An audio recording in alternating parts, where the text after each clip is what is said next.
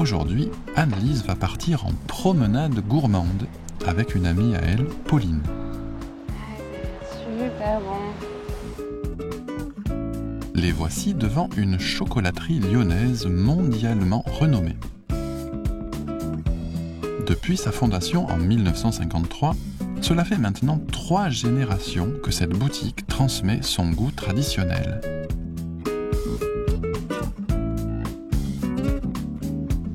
À côté de la boutique se trouve l'espace salon de thé où l'on peut déguster les spécialités de la maison. Bonjour mesdames. Bonjour. Qu'est-ce qui vous ferait plaisir? Alors moi, je voudrais goûter le président. Bien. Je voudrais goûter le président. Qu'est-ce que c'est le gâteau président? Le président est la spécialité de Bernachon, avec une ganache pralinée des griottes confites au chéri. Pardon mesdames, voici le président. Waouh, c'est joli, on dirait de la dentelle en chocolat. Exact. Magnifique. Le président a été conçu par le fondateur de la maison. Son nom remonte à un dîner présidentiel dans les années 70, durant lequel ce gâteau a été servi. Cette dentelle en chocolat a l'air vraiment délicieuse. Ah oui, ils enlèvent. Ouais, je me demandais sinon pour Ouais, couper. comment ils allaient faire? Comment tu fais pour pas abîmer? La génoise est fourrée avec de la crème au chocolat et des cerises confites. Absolument irrésistible. On va se régaler, hein.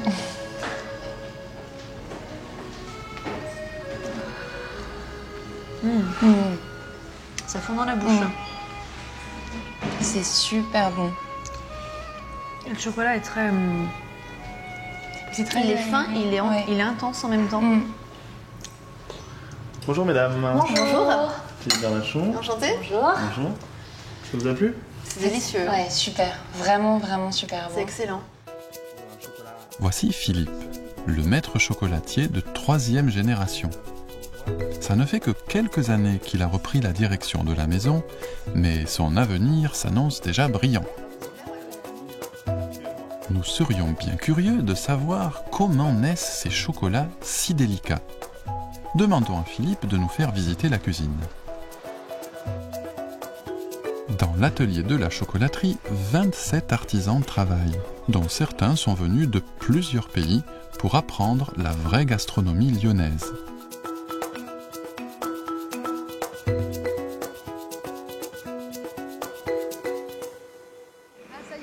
C'est ici que naît la merveilleuse dentelle de chocolat. Les petites dentelles sont créées à partir de chocolat étalé à l'aide de cette machine que l'on refroidit. C'est ce chocolatier et lui seul qui peut réaliser cette œuvre nécessitant une technique si difficile, tant au niveau du réglage de la température que dans la finesse du travail. Philippe nous a expliqué ce qu'était la chose la plus importante dans sa chocolaterie. Ce n'est rien d'autre que la formule du cacao, ingrédient principal pour produire le chocolat. La particularité de la maison, c'est bien ce cacao. Les graines sont sévèrement choisies et mélangées suivant la formule par les chocolatiers, afin de garder le goût traditionnel de la maison. C'est comme quand on va goûter un vin. Vous allez le trouver plus fruité, d'autres moins fruité, Oui, ça un peu reste fumé, pas subjectif, fumé. hein, Voilà, c'est exactement. Donc chacun va vraiment trouver. On peut goûter tous le même et on va toujours trouver quelque chose de différent. Mais les grandes notes, c'est boisé, fumé, pain d'épices, pain grillé. Et c'est là qu'on voit que avec les différentes provenances, on a vraiment une palette de goûts Incroyable. incroyable, exactement. Ici, on baigne dans un vrai monde de chocolat que vous ne trouverez nulle part ailleurs. Voilà qui donne l'eau à la bouche. ああ、大統領の晩餐会に出されたから大統領のケーキだったんですね。すごい美味しそう。Oui, oui, oui. Et puis, on dirait que le gâteau, il a un chapeau en chocolat. C'est artistique, hein? やっぱりカカオ豆のね、いろんな味わい方があるんでしょ。で味わいの表現というか、それを真飛さんも覚えてですねもっと上手くなってください。ドキそうきましたね。頑張ります。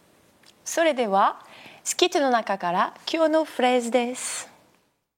Je voudrais goûter le président. Bien. Je voudrais goûter le président.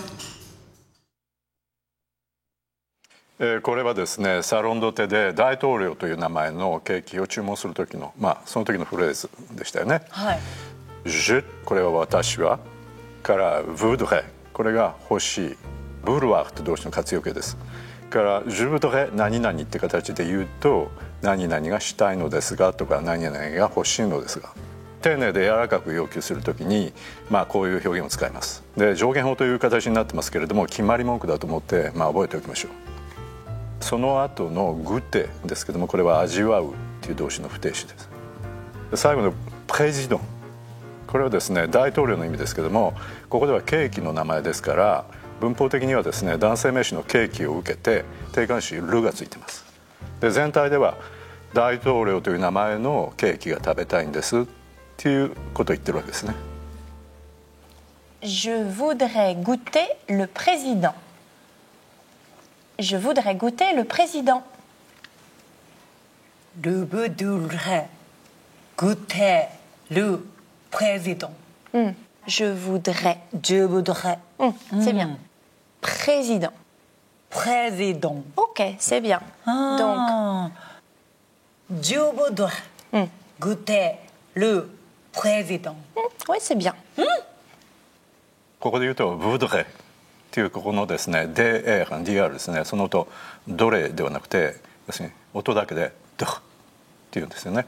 からその次のプレジドンの PR ですねこれも同じでプレにはならないですよね。だからプフランス語では母音を挟まずに子音が連続することがよくあるんですよ。これがうまくできるようになるとですねフランス語の発音ってぐっとうまくなりますから、頑張ってください。頑張りますね先生頑張りますよ。はいはい、それではですねレオ号に登場してもらいましょう。わあレオ号来たあれ今日は活用表じゃないんですか。そう、今日はですね活用はお休みです。Je voudrais の後にいろんな不定詞つまり動詞の原型ですねこれをつけて何々したいんですがっていう表現を練習してみましょう。この不定詞のカードを使ってですね何々したいのですがという文章を作ってみてください。じゃん。Parler. 話すってことはクリステルと話すだからこっちじゃないの。合ってますかね。その通りですね。これはですね電話をかけるときによく使うフレーズになってるんですけどこの場合の「Je voudrais parler」の後にですね前置詞の「あ」をつけて誰々さんに話したいんですけどっていう表現になるんですよ。Je voudrais parler à Christelle. ピョン。Manger. Manger. Manger は食べる。で、アンガトーはお菓子だからここに入るわけだよね。Je voudrais manger un gâteau. Je voudrais manger un gâteau. で今のはですね何々が食べたいっていうフレーズでしたけれどももしですね何々が欲しいくださいなんて具体的なものがあるときはですね、動詞を入れずにJe voudraisプラス名詞の形だけでも何々が欲しいのですがということができます。Donc, quand on va dans un café, par exemple, on peut commander un café ou un chocolat. Alors, on va utiliser le nom du produit et après, on va ajouter « s'il vous plaît ». Donc, cela donne « je voudrais un café, s'il vous plaît ». 不定詞を入れずに「Je voudrais un café」だけで注文できるんだ。で今日学習した「Je voudrais 何々」ですね。でこの表現はですね旅先で大活躍するというかですからぜひ覚えておきましょう。はい。Je voudrais goûter le président. Bien. Je voudrais goûter le président. それではこのジュブドレを使いながらもう一つ大事な勉強をしましょう。こちらご覧ください。J'ai soif. Je voudrais de la bière. Ah, moi aussi. Et j'ai faim. Je voudrais de la salade, du poisson, de la viande. Oh, regarde, il y a un restaurant. Ah oui. Mais je n'ai pas d'argent. 真飛さんどうでした？分かりましたか？do とかいうのは聞こえましたね。今日はですねもう一つ覚えるのはまさにそれなんですよ。部分冠詞というフランス語に特徴的な冠詞を覚えましょう。はい。部分冠詞は本来数えられないもの、例えば運ですね、ションスとか勇気、クハージュ、それから単数か複数か言えないようなもの、そういう名詞につけられます。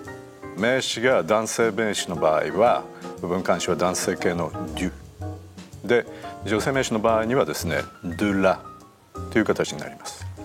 で、何々を食べるとか飲むとか、あるいは何々をするとか、そういう時にまずですね部分冠詞が活躍すると覚えておいてください。先ほどのセリフにも部分冠詞たくさん出てきましたよね。例えばビエービールやですねヴィヨンド肉、これなどは女性名詞なので部分冠詞はドゥラで、その次に出てきたポワソンですね、これは魚だから男性名詞なので部分冠詞はデュになります。J'ai soif. Je voudrais de la bière. Ah, moi aussi. Et j'ai faim. Je voudrais de la salade, du poisson, de la viande. Oh, regarde, il y a un restaurant. Ah oui. Mais je n'ai pas d'argent.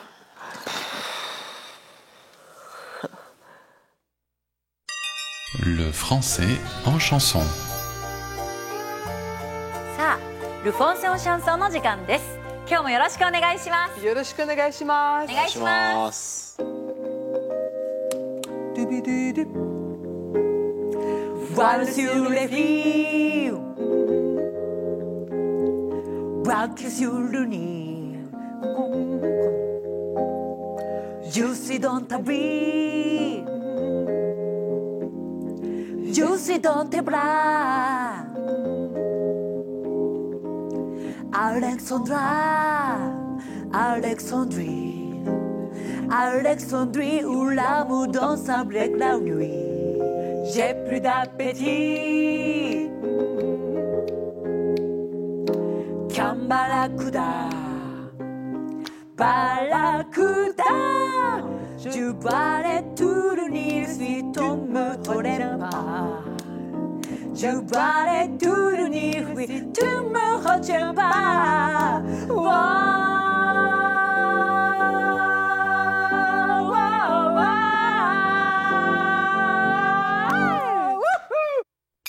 では前回引き続きアレクサンドリー・アレクサンドラのレッスンに早速入りましょう。はい、お願いします。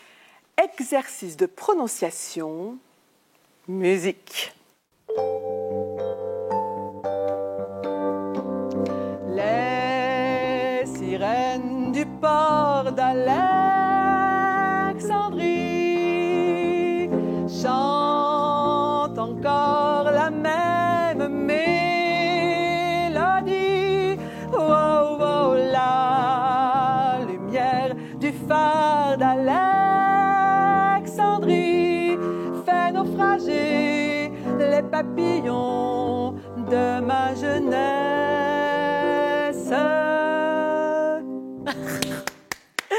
またまたかっこいいですね。今回の発音のポイントっていうのは先生どこですか？今回の発音のポイントはとても微妙です。微妙。パーのお、メロディのおと、ウォーウォーウォーとかノフラジェのおの違い。わかんない。ね、だからノフラジェのお、ウォーウォーウォーから始めましょう。おという音は口の中で立ってる卵、ちっちゃい卵を入れてみましょう。はい。おお、もうちょっと締めましょう。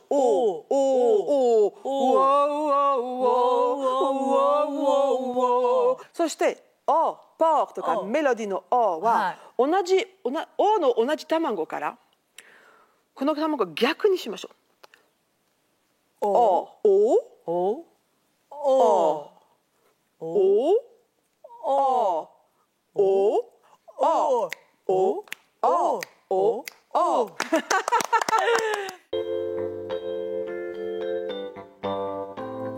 Les sirènes du port d'Alexandrie chantent comme la même mélodie. Oh, oh, la lumière du port d'Alexandrie fait nos feuillets, les papillons de ma jeunesse.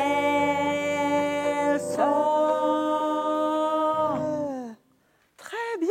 来週からこの曲終わりまでいきましょう。そして全曲そうですね。頑張ってみてください。頑張りますよ。オッケー。はい。じゃあよろしくお願いします。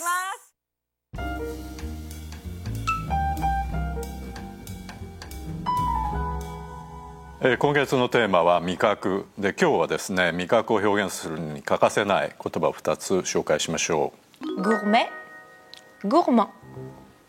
まずグルメですけど、日本語になってますよね。でこれもともとフランス語なんですよね。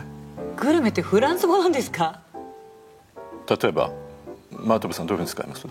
グルメ、あの人グルメだよねとか B 級グルメとか、普通美味しいものに目のない人、グルメって日本語でも言ってるみたいですけど、フランス語はちょっとニュアンス違いますよね。Donc, par exemple, un gourmet, c'est une personne qui fait très attention à la saveur des aliments, donc qui aime bien manger. Alors qu'un gourmand, c'est une personne qui aime manger beaucoup. ちなみにクリステルはどっちかな？ Je suis gourmande parce que j'adore manger. 私ももちろんジューシーグーモンド。あ、そっかグーモンド、女性系だから、なるほどですね。C'est bon. Les cuisines européennes.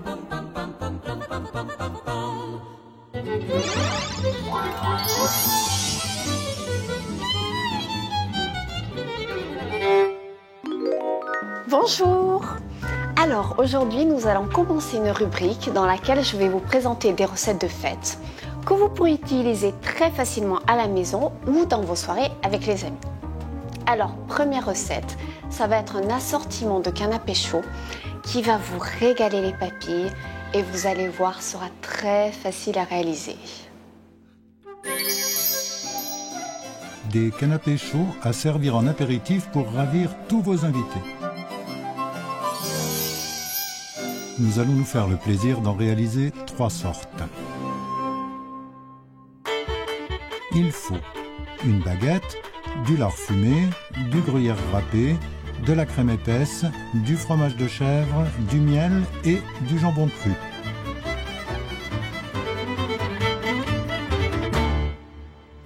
Alors, on va commencer par couper les lardons. Alors, les lardons, ce n'est pas quelque chose qu'on trouve dans les supermarchés au Japon, mais en France, on nous vend des lardons qui sont en fait du bacon déjà coupé en morceaux. Coupez le bloc de lard en tranches d'environ 7 mm d'épaisseur.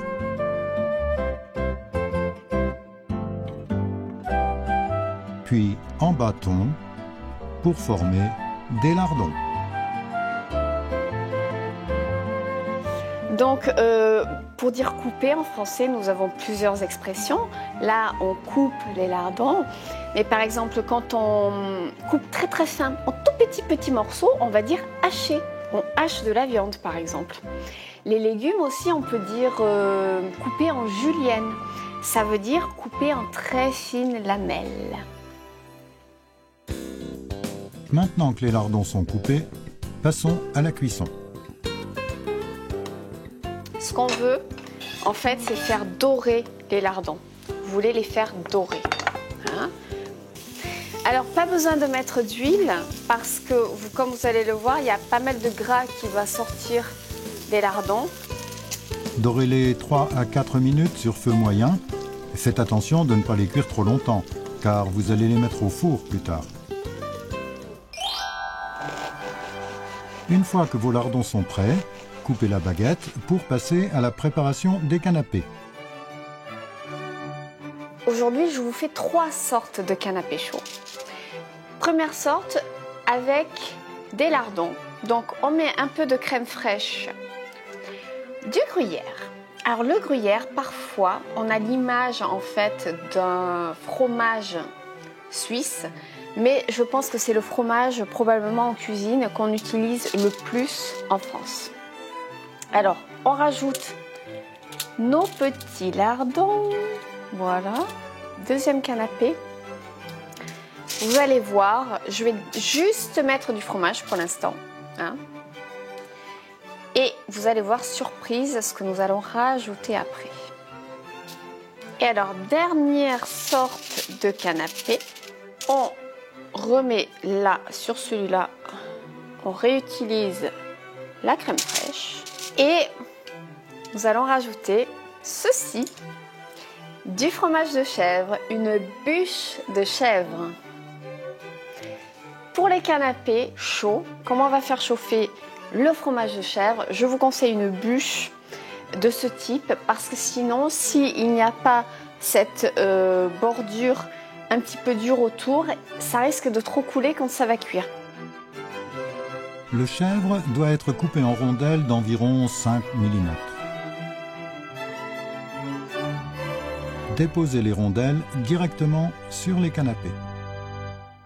Alors, nous allons faire griller nos canapés, environ 5 minutes à peu près. Hein?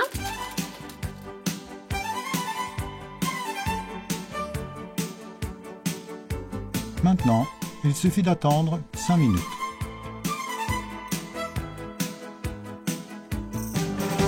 Bon, je crois que les canapés sont prêts. Voyons. Oui, regardez. Ouh, miam miam. Une dernière touche pour finir le travail. Les canapés au bacon sont prêts. Hein? Voilà. Au milieu, nous allons rajouter du jambon. Hein? Alors, vous pouvez le faire griller si vous voulez aussi, mais moi je préfère le garder frais pour en apprécier plus le goût. Voilà. Donc, soit vous faites un genre de petite chiffonnade comme ça, vous mettez, hop. Ok, et alors le dernier canapé, le canapé au fromage de chèvre, nous allons y rajouter du miel. Alors pourquoi le miel? Parce qu'il se marie très très bien avec le fromage de chèvre. Parce que je pense en fait que comme le fromage de chèvre a parfois une petite amertume, eh bien la douceur du miel se marie très très bien avec. Ça apporte un équilibre en fait au plat. Voilà. Donc voici nos canapés chauds, notre assortiment de canapés chauds. Vous voyez comme c'est facile. Soyez sûr, vos invités adoreront.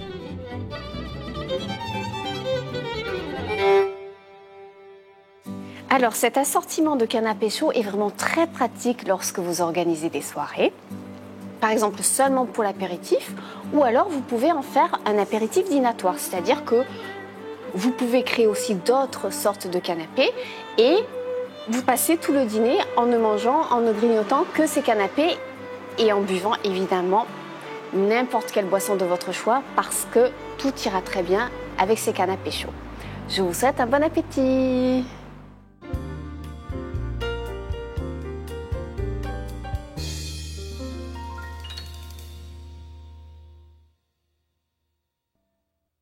ユーロ24木曜日はスペイン語